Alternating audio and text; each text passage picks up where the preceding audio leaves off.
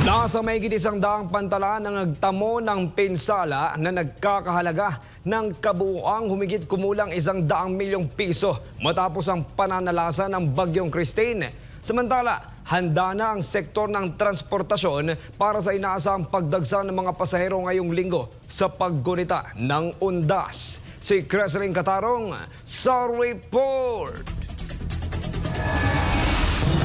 Nag-iwan ng pinsala ang Bagyong Christine sa sektor ng transportasyon, partikular sa mga pantalan sa ilang bahagi ng bansa. Ayon kay Department of Transportation Secretary Jaime Bautista, mahigit 100 mga pantalan sa Region 4A at Region 5 ang naapektuhan sa paghagupit ng Bagyong Christine. Dagdag ni Bautista, minor damages lang ang natamong pinsala sa nasabing seaports. Gayunman, umaabot sa kabuuang humigit kumulang 100 milyong piso ang naitalang halaga ng pinsala sa mga ito. Inilahad naman ng kalihim na tinatrabaho na ng Philippine Ports Authority ang pag-uumpisa ng pagkukumpuni sa mga nasirang pasilidad. Samantala, ayon sa DOTR, wala namang naitalang major damages sa mga paliparan at lahat operational na. There were a few flights that were canceled from October 21 until the other day, no? Although all affected passengers were assisted by the airport authorities and the airlines themselves, no? So far hindi tayo nagkaroon ng major problem sa mga airports natin during the onslaught of Typhoon Christine, no? Iniulat naman ng ahensya na doon sa pantalan ng Matnog, Sorsogon, maraming naapektuhan ng mga pasahero na patungong Allen, Northern Samar. Ayon sa ulat, umaabot umano sa 30 kilometro ang pila ng mga sasakyan sa Matnog. Hanggang ngayon, medyo mahaba pa rin yung pila ng mga sasakay dun sa Roro from Matnog to Allen, no? But we're working closely with all the authorities so that mapadali yung pagbiyahe ng mga sasakyan, no?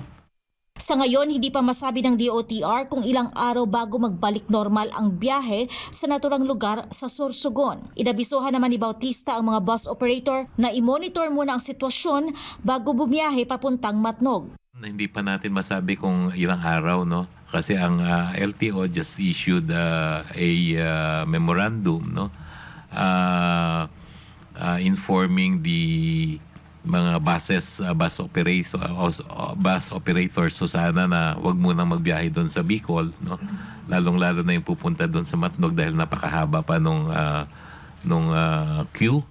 Ibinahagi rin ng Transportation Chief na nagtutulungan na ang local government units at Department of Social Welfare and Development para magbigay ng tulong sa mga apektadong pasahero. Patungkol naman sa undas, sinabi ni Bautista na aabot sa 3 milyon ang inaasahang dadagsang mga pasahero sa mga paliparan at pantalan papunta sa iba't ibang probinsya ngayong linggo. Tinatayang nasa 1.5 milyon naman ang inaasahang mga pasahero sa mga bus. Ang DOTR, katuwang ang attached agencies nito, ang PPA, Civil Aviation Authority of the Philippines o CAAP, Manila International Airport Authority at iba pang ahensya ay handa na para sa kanilang oplan biyaheng ayos. Ito'y kaugnay pa rin sa inaasahang pagdami ng mga manlalakbay sa mga paliparan, pantalan at mga terminal ng bus sa paggunita ng All Saints at All Souls Day. Kasabay nito, nag-abiso ang DOTR para sa mga manlalakbay.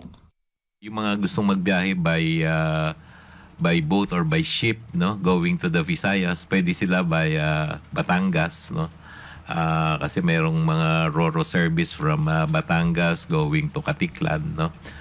Or from Batangas to Mindoro, no? To Rojas and Bulalakaw, no? And meron ding Roro from that place going to Katiklan, no? And from there, pwedeng magbiyahe yung mga buses going to Iloilo, no?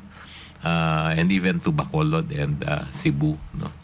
Ipinahayag naman ng kalihim na lahat ng paliparan at pantalan sa bansa ay kasalukuyang operational sa kabila ng epekto ng Bagyong Christine. Para sa Diyos at sa Pilipinas kong mahal, Creslin Catarong, SMNI News.